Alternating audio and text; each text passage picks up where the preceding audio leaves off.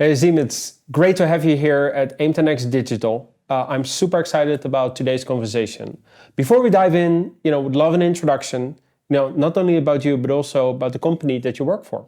First of all, thanks for the invite. Very excited to be here, Stefan. My name is Azim. I'm responsible for supply chain and IBP at RHI Magnesita.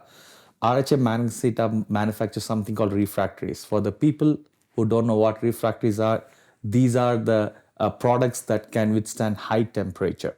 So usually our customers are steel, cement, and metal and glass manufacturers.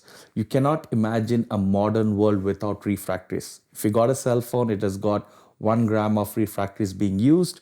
You think about steel production, the modern buildings, the glasses that we use, the solar panel that we use needs refractory for production because in their production process, they need to protect their equipments with refractories. So it's a very exciting applicant for the modern world. Wow, that's pretty cool. So we can actually say all of us have a little bit of RHIM, with us every single day. Absolutely, because we are the market leader, so definitely you have it. Super exciting. Now, RHIM, you decided to embark on a planning transformation journey. Why did the planning transformation journey become a priority this year? Yes, it's a very good question. If you look at our refractory landscapes, if you look, we call ourselves, our supply chain as we are the prisoners of geology. We have a mine, we have an end customer whom we need to kind of supply. So we are pretty much limited on where we can extract the minerals and make a finished product for our customers. So because of this, we are vertically integrated. But if you look at our competitors, they're usually local players. So while the vertical integration provides a good competitive advantage, it also provides a competitive advantage in terms of the way we are planning the material and distributing the material across our network. So we thought to ourselves how we can kind of boost our competition. If we get better at this, and although we are a globally supplying organization, we are one of the few people who are vertically integrated and global supply chain company. If we improve the maturity of our planning, we get to become the best. That's what we are trying to aim with our planning transformation. No, that's super exciting. And I think RHIM, many people might not know, but obviously you've been growing, very rapidly. There's been a lot of M&As, a lot of acquisitions. You mentioned, I believe you are 80% vertically integrated organization. Yeah. You have operations all over the world at very remote mining locations to, wherever your customers are. Mm-hmm. So planning just by the default of your business model is extremely complex. How have you set up your planning organization, to cope with that complexity? Yes. So we take IBP very seriously in our company, integrated business planning. So we are using the good tenets that is defined by some of the best practices defined by Oliver White as a part of our core planning philosophy. Why it's important? Because we need to be able to make a lot of tactical planning-led decision that determines how we supply, where we supply. Just to give you one example of it, 70% of our COGS is raw material. Now, if we do the wrong allocation in terms of oversupply or undersupply region from our mines, that can be one of the biggest blunders. So the way we are trying to do is that we are trying to look at, okay, what is the right tactical planning approach? What's the right make or buy decision? How do we do the allocation of this material? Where it makes financial sense? How we can delight our customers in terms of our product performance, and also our product reliability determines our success. So that's the way we are trying to keep these tenets of planning very sequential, in order, structured, taking the right decision at the right time, looking at the market dynamics as such. The second challenge that we have is the demand variability. If you can imagine the whole worldwide supply chain, you have your end consumer, normally a metals and manufacturer are what you call as the top end or higher, the first part of your supply chain. And we come even before that, right? We are supplying to this metals and minerals producer. So even a small demand variability, we have a huge concern of a bullwhip.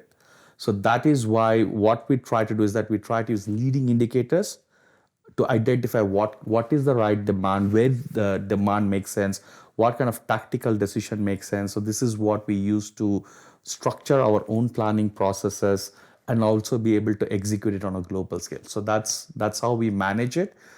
again, it's not something that we learned over a period of 1 year. It's a kind of a transformation journey that we had in the last 4 years that has led to our current maturity. Very interesting. And obviously, Azim, this is your first time in the refractoring business. You spend a lot of time in, consumer products. You've been in retail, you've been in telco, you've been in consulting. So you have a very broad supply chain background from multiple industries. What is your perspective in terms of, did that set you up for success at RHIM? And how are you sort of using the experience that you gained over the years to sort of accelerate this planning transformation journey that you're on? Yes, I think every sector has brings its own differentiators, but the underlying thematic or the foundations are the same. People ask me, how do you set up a supply chain strategy? I always say it's one of the easiest thing to do, because why? The customer is expecting that you keep your promise. You need to deliver him reliably. You need to deliver at a cheaper rate than your competitors, and then you need to give a product that he's happy with itself. So that's what the supply chain strategy is. So if you understand this foundation, of course, in retail, the responsiveness is more important than the other factors, and so on and so forth. So I kind of, got some of my basics. So when I was working with Dell computers, I tried to understand how do you kind of, make the make versus buy decision. Example, buying memory chips are quite a bit of an investments per se, especially in an ever-changing rapid technological curve that they have. Same with telco. I found the same similarity in telco, because when I joined in Liberty Global, 200 Mbps was considered to be a premium speed. Nowadays, it's considered to be a norm, right? And telcos had to kind of do so much of capex investment to accelerate to a 5G roadmap or a 1 gigabits, or having OTT compatible set-top boxes.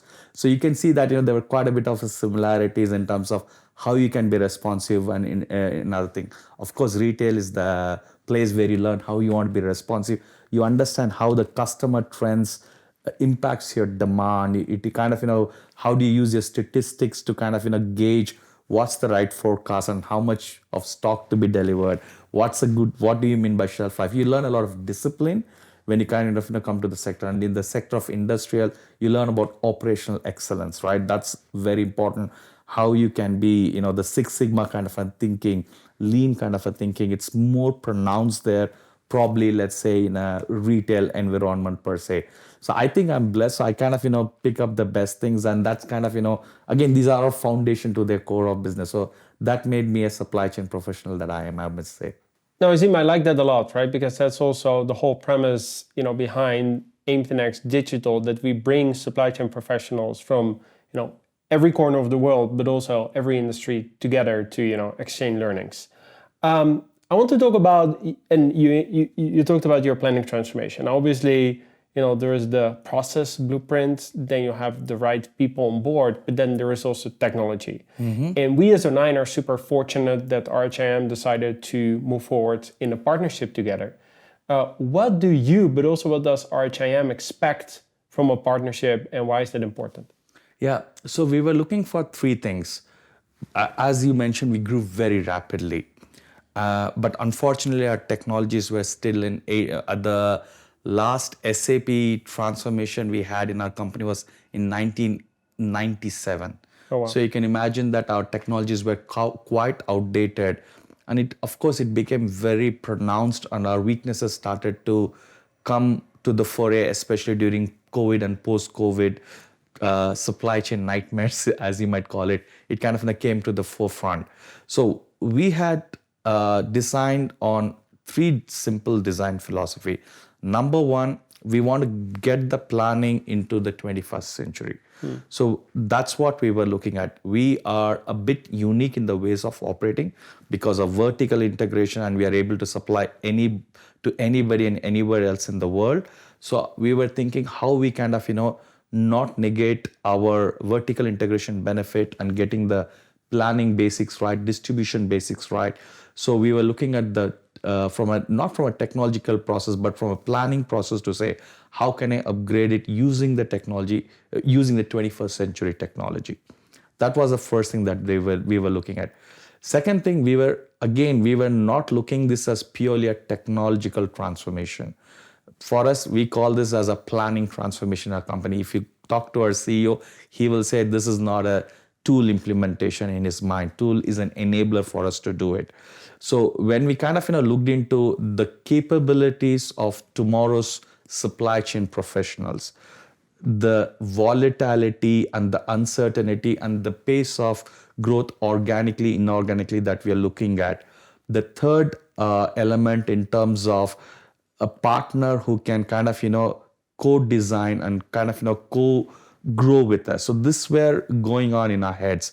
We started with 10 planning partners without naming them. And we kind of, came to two. And the reason why we liked or where we saw eye to eye with O9 was that number one, with the digital brain, as it was called earlier, we saw all the number one and number 2 point in terms of, making the skill set the supply chain professional would need. It was very easy for them to access that technology and able to use it with, of course, with change management, but it's a bit easier change management, even for people who worked in SAP. The second one, what we saw was that we really like the partnership model because most of the time it's an IT implementation. Most of the technology vendors view these things as an IT vendor, but the effort that O9 took interest in understanding our business and coming up with solution and actually forcing us to follow O9 industrial standard, which was pretty new, rather than saying, we build what you want for us as well. I think these two things really resonated with us because we wanted to do it faster. Some of our synergies, planning synergies, and some of our operational value cases needs to come faster. That's the way we kind of, are expecting from them. And we believe that the O9 has the capability not only from a technological perspective, because today we are using certain set of technology for non-planning elements. Tomorrow we are planning to kind of evolve into a different thing. And we know that even with our IT thing, we were able to say that, okay, we can see this in our technological roadmap, also in our business roadmap, even in the far future. So it kind of ticked all the boxes for us. So that's why we went with O9. Awesome, thanks. Now, obviously, this is a big initiative and definitely want to be extremely successful. In your mind, and that would also be useful for the audience listening in, what are the cornerstones of a successful transformation initiative? Yeah, before that, I would like to say how big it is for us. So we have our annual strategy cycle, and we are coming off the previous 5-year planning cycle.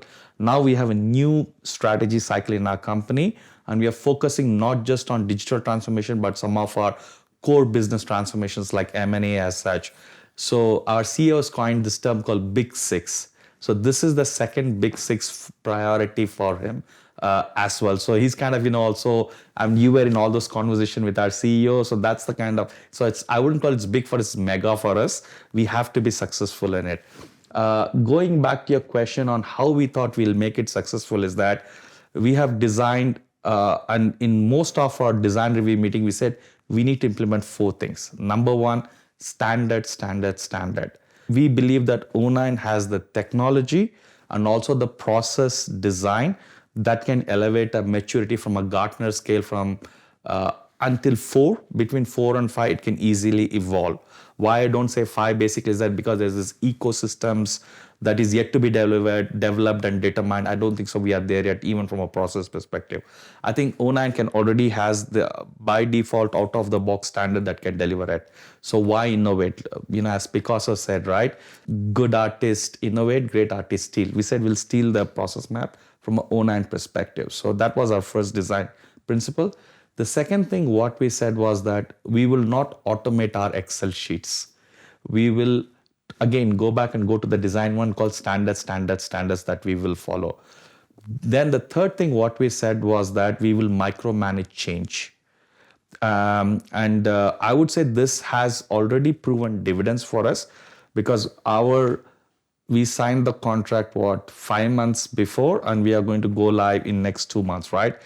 And we did level 1 to level 4 process mapping. We already have a blueprint. We already have global templates for our rollouts, and we are going live in one of our biggest market that we have in our footprint. We are that confident. Why? Because we are micromanaging change. And you need to spend money there as well, and we need to kind of able to explain the change case pretty well and get the people involved upfront. I really liked some of the MVP approaches that Onan and come with. You guys open your one example, if I may say, that you guys open your platform and said, just put your data and play with it, right? And people started to, people get fascinated with their own Excel sheet because they created it, right? We were able to do this with our own environment with the standards that you guys had defined. You already have a lot of acceptance coming through people itself. And, the UI is a bit more intuitive. And I think it's designed by people who understand or did planning in their life. So planners are able to relate to that as well. So I think, but we're not taking it for granted yet. Yeah. So change management, you need to micromanage. Easier said than done. The fourth design principle that we said was that we had done two things in our project organigram. We copied our SI and O9's organigram on our side as well, so that there is always a balanced conversation and there's a balance, what we call as KDD, key design decisions. And so that's the first thing that we did. That's kind of helping us to have a very healthy debate, and most importantly, faster decision making when it comes to the design decisions. And that's normally is usually dragging your project timeline and also your budget. So that is helping us already. The second thing what we did was that we empowered our workstream leaders. In other words, we inverted the project organigram and said that the top decision layer exists to support the workstream leaders to assign or to meet their objectives. They are empowered from an end-to-end perspective to kind of, not only talk about the problem statement, recommend the solution, and we as leaders are supporting them so that we remove the roadblocks for them to get the work done. So empowering your workstream leader rather than making it non-hierarchical makes you wrong way, because people start taking pride in their own work and they are not bogged down with the bureaucracy. So these are the four design principles that we are having in mind. In fact, we start our monthly steerco with these four design principles just to remind ourselves our own behaviors in our meetings. So I love that, Azim. And what I really like, because that's something companies are struggling with, right? Yeah. Some companies come to us and say, we think that the blueprint should take 6 months, 8 months, right? And what you're saying, no, right? We do fast blueprint, but then it's all about an MVP with fast time to value. That trade-off, how did you make that trade-off, and what would be your advice to other companies? Yeah, I would say, see, even you make the best blueprint, you will end up having change request. Start small, go big. So what we did was that level 1 to level 4, we took 7 or 8 weeks, and we said, hey, listen, first thing, what is the use case that you're trying to solve with O9? For us, we said that we wanted to make good tactical decisions in terms of allocation. The second thing was how we can kind of, not do a lot of trade-off between my service level, working capital, and cost at a very high level. We went back and said that, okay, the roadblocks that I have for making my key design decisions on my blueprinting, is it relating to this, or is it relating to, a certain idea somebody has that's probably not the vital few, but the trivial ones are you bogging down at? And then what we did was that we'll not start with all the customers. We'll start with 6 customers because you learn. Second thing, when you start small, you're not trying to boil an ocean, which is the other big problem called master data and the data quality. If you have 6 customers, we said, okay, we know the data set of the 6 customers. We know the transactional level people who work with these 6 customers. We know the master data that are very focused as well. You learn a lot with this perspective, and then you go back and modify. So yes, you need to have a waterfall approach until you're coming with the blueprinting. After that, you have to be agile, because nothing is permanent. I think all supply chain professionals know this. And most importantly, you need to be ready for that agile mindset. It's tough to get there, but once you get into it, you need to know also how to stop it as well. But that helps you to be faster. You learn a lot and you're course correcting in the future. I love it, Azim, because it's a big sort of question mark, right, that a lot of organizations have. And I think you're absolutely right, very visionary. Like, hey, define the MVP, go deliver value. But that's also obviously a mechanism to get people excited. They get their hands on the platform. You start driving the change, all of that. So, awesome. Last question to you, because we're running out of time. You know that O9, we started with the core of planning, right? At the high level, demand supply IBP. Now we're expanding into sustainability solutions, supplier relationship management, risk management, but also downstream on the revenue growth management. If you look at the O9 product roadmap, what excites you the most, and where do you see the future? Two things. One is I think you guys need to accelerate on your PPDS module, as SAP calls it, because one of the good thing that you guys have as a strength is heuristics-based planning, all great digital brains. On the PPDS side, basically, and also the most other thing is the demand pegging with your supply, right? I think there's one more level streaming that I think I'm really excited to look at. What is the new technology that can offer, especially with graph technology? I think there is a lot of possibilities. I'm really looking forward to that. The second thing, of course, is supplier relationship management, because I think the most weakened place, I mean, think about a sustainability roadmap, think about the reliability, things, and those kind of things. If you start thinking about all the risks that you need to manage in each and every node, we still are missing that visibility there per se. I think these are the two things I'm personally excited to see what O9 will deliver very soon. Awesome. No, super. Look, Azim, thanks for being here. And to all the, everyone that's listening in, I think a couple of highlights to me. One is, you actually didn't mention that, but you have created a coalition for change in your organization. I mean, the board is supporting it. Yes. Your CEO is asking for updates. It's widely communicated in the organization. So I think from a change perspective and driving the importance of this initiative, I love seeing that. I think you absolutely took a wonderful approach where it's all about fast time to value, rather than boiling the ocean, and adopting that very agile mentality in actually an organization that is still changing a lot with all the acquisitions that you're doing.